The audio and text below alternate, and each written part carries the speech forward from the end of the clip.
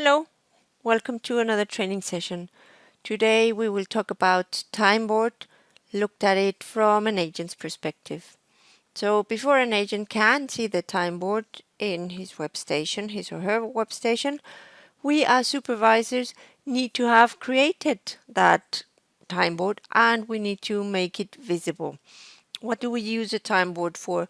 Timeboard is kind of a blackboard where we post different activities that we need to have covered. For example, we are offering overtime for a time frame, or we are offering PTO. It doesn't always need to mean more work. It all depends on what activity codes we have set up. Yeah, so here I set up one for overtime.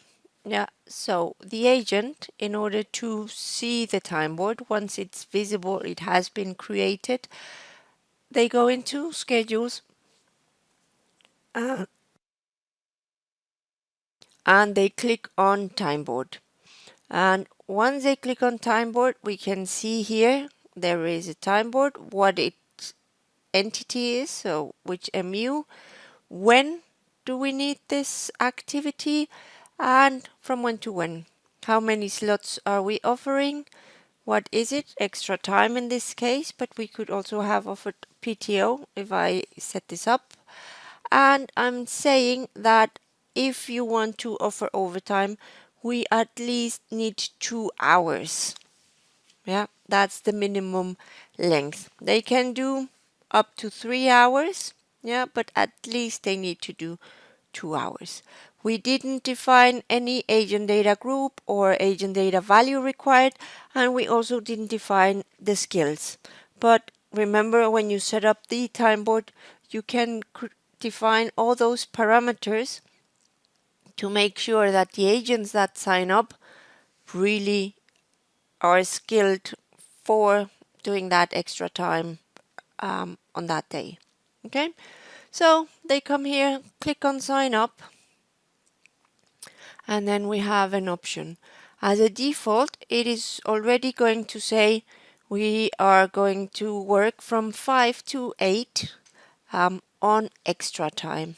Okay, so now I'm just going to try. I don't want to really work those 3 hours. Yeah, so I can work 2 hours. So I'm going to put in 1.5. Let's see what happens. Okay, so the agent says, I don't want to work that long, and we get an error message saying you don't meet the minimum criteria of 2 hours.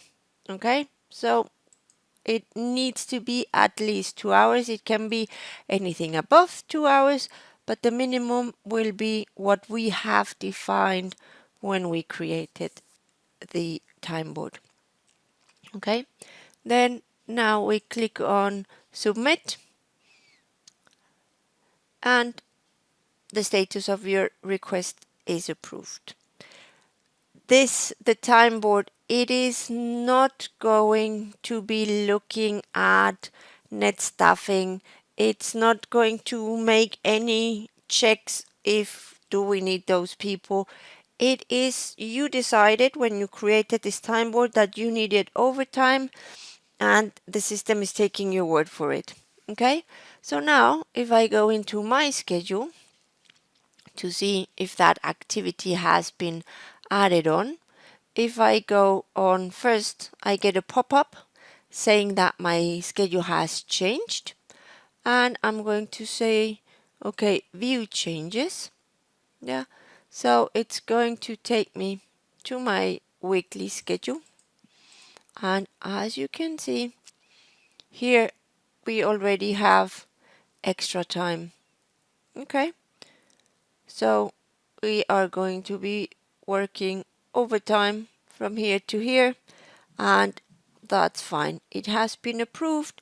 It shows on our web station, and this one will also show in WFM once it gets updated.